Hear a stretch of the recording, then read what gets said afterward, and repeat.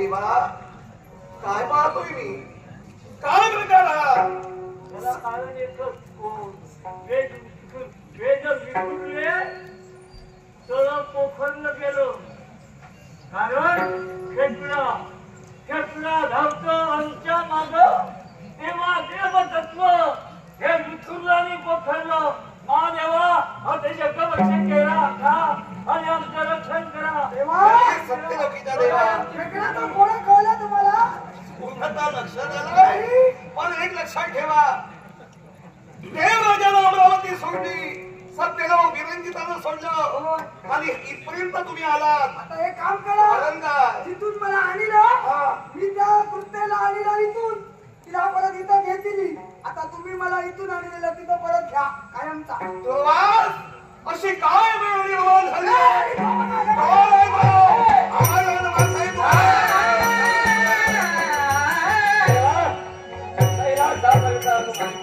हे शिवचंद्रा विनाद पाणी डमरुधरा नागभूषणा उमावरा सुदर्शन नतमस्तक कल्याण वस्तू आश्चर्य कोणत्या गोष्टीचं वैकुंठीच्या नारायणाच्या हाती स्थित असणारं सुदर्शन नोंदीवंत स्वरूपानं या कैलासी तीन असणारा सुदर्शन अस्थिर करणारे माझ्या आधी तुझ्यापर्यंत पोहोचले अर्थात पुन्हा जर हे स्थिर करायचं असेल ज्यांनी अस्थिर केलं त्यांना माझ्या स्वाधीन कर जे तुझ्या आधी माझ्यापर्यंत आले ते माझ्या आश्रयात आले तेव्हा मी त्यांना अभयदान दिलंय ते माझ्या आश्रयात झालंय याच्या तुझ्या स्वाधीन नाही करू शकत याच्या पूर्वी जे तुझ्या जवळ आले त्यांनी सुद्धा हेच सांगितलं होतं पण ते आता तुझे आश्रित झाले अर्थात माझे प्रताप तुला माहित आहे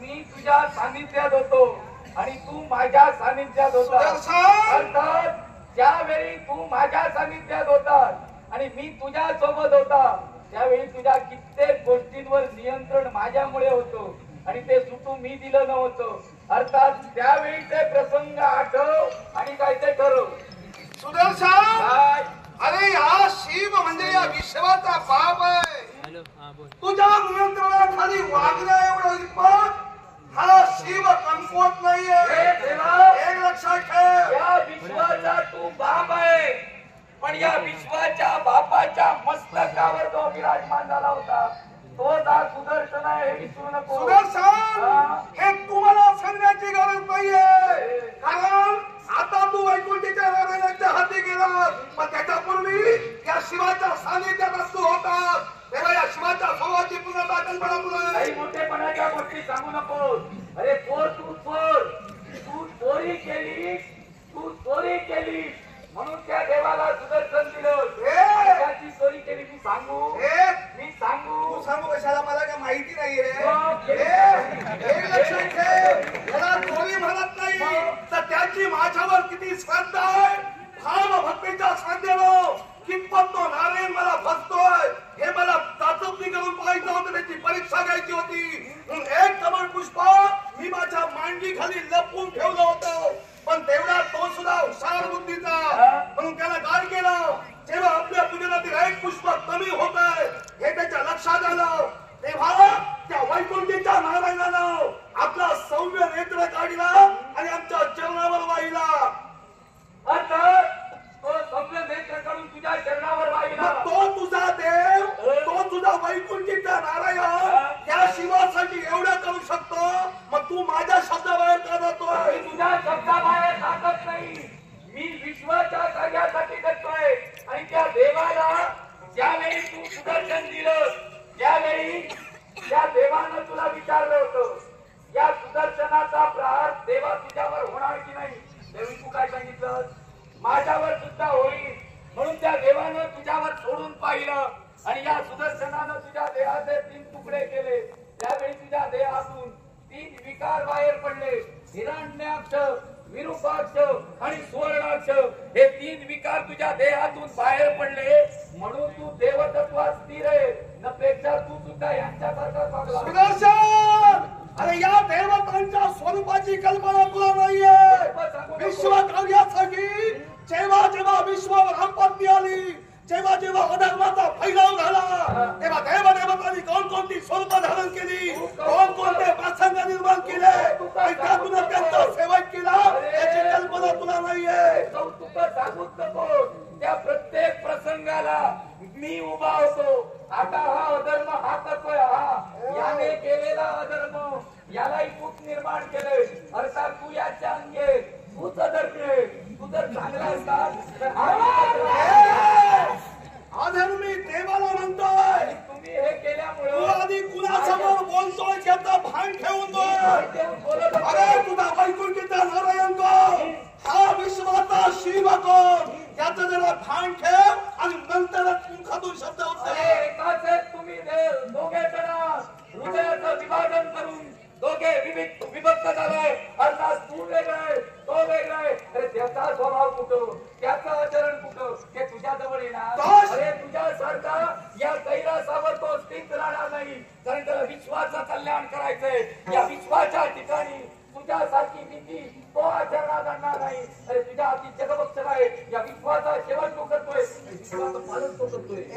त्या देवाची मोठे मला सांगण्यात या शिवासमोर तरी मी ऐकून घेणार नाहीये. त्याला कारण आहे, एवढा तुझा देव तुझ्या मताला मोठा.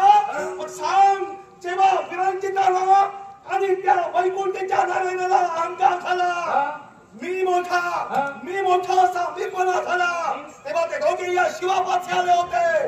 तेव्हा त्या दोघांना या शिवाला काय सांगितलं, चला तुमचा मोठा कोण हे तुम्हाला पाहायचं असेल तर एकानं चला माझा मुकुट शोधून या, एकानं माझे चरण शोधून या.